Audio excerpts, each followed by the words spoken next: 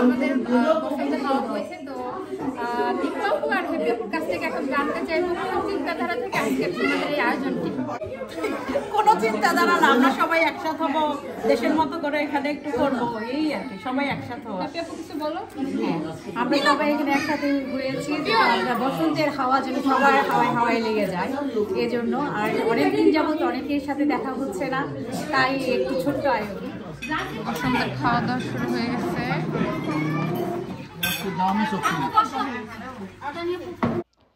আপুদের অনুষ্ঠান শুরু হওয়ার কথা ছিল 1টায়, আর আমার যেতে যেতে কিন্তু বেজে গিয়েছিল 4টা। তো গিয়ে দেখি অনেকে লাঞ্চ সেরে নিয়েছে। তো আপু আমাকেও বললো লাঞ্চটা করে নিতে, আমিও আসলে গিয়ে লাঞ্চটা প্রথমে করে নিলাম। আর লাঞ্চে ছিল বিরিয়ানি আর কাবাব, বিফ বিরিয়ানি ছিল আর সেই সাথে ছিল কাবাব।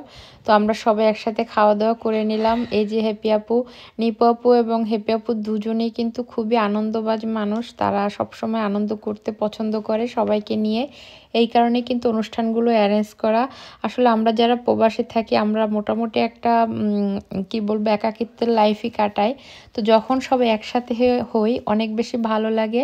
এই কারণেই সবার চেষ্টা থাকে একটা দিন যেন আমরা সবাই মিলে একটু সুন্দরভাবে একসাথে হতে পারি, আড্ডা দিতে পারি, আনন্দ করতে পারি, এটাই আসলে উদ্দেশ্য।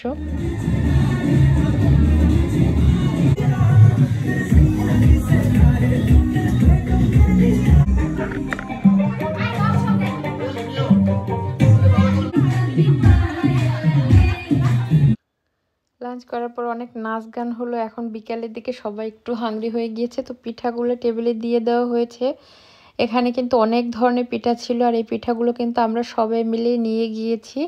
এক একজন এক একটা করে পিঠা নিয়ে গিয়েছে, যেহেতু বসন্ত উৎসব আর সেই সাথে পিঠার তো একটা সংযোগ আছেই বসন্তের সাথে আমাদের ট্রেডিশনের, যেই কারণে সবাই মিলে পিঠাও নিয়ে গিয়েছিলাম।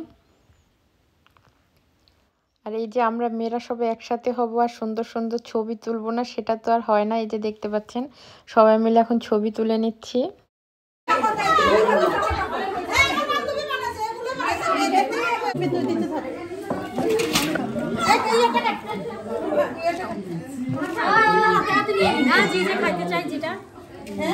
হাতে হাতে নিয়ে নি নাকি?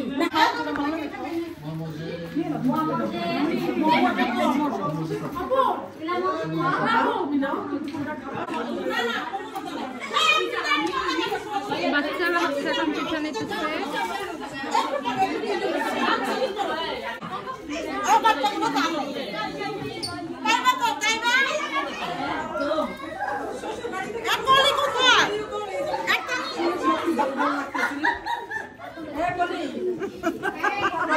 ভাইয়া বলেন কি অবস্থা, পিঠা কেমন লাগতেছে? খুবই ভালো ছিল, সবাইকে ধন্যবাদ আয়োজন করার জন্য।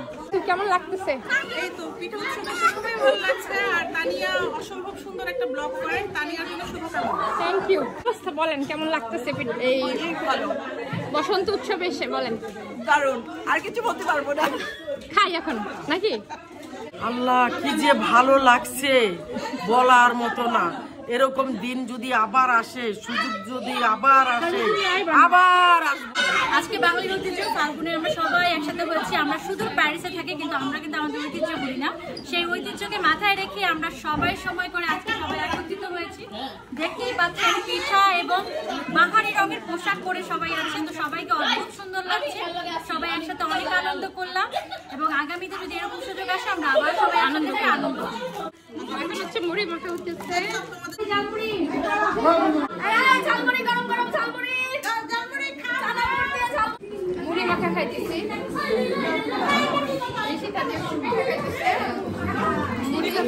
মুড়ি খাচ্ছি।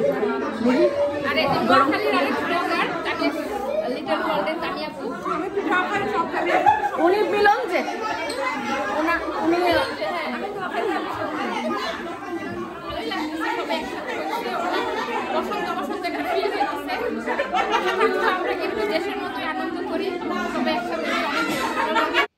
সবাই মিলে পিঠা খেলাম, অনেক বেশি আনন্দ করলাম। আর এখন হচ্ছে বাসায় ফেরার পালা। অনেক ধন্যবাদ নিপু আপুকে আমাকে ইনভাইট করার জন্য এত সুন্দর একটা আয়োজনে। আশা করছি আজকের ভিডিওটা আপনাদের সবার অনেক বেশি ভালো লাগবে। সবাই অনেক অনেক ভালো থাকবেন। দেখা হচ্ছে নেক্সট ভিডিওতে।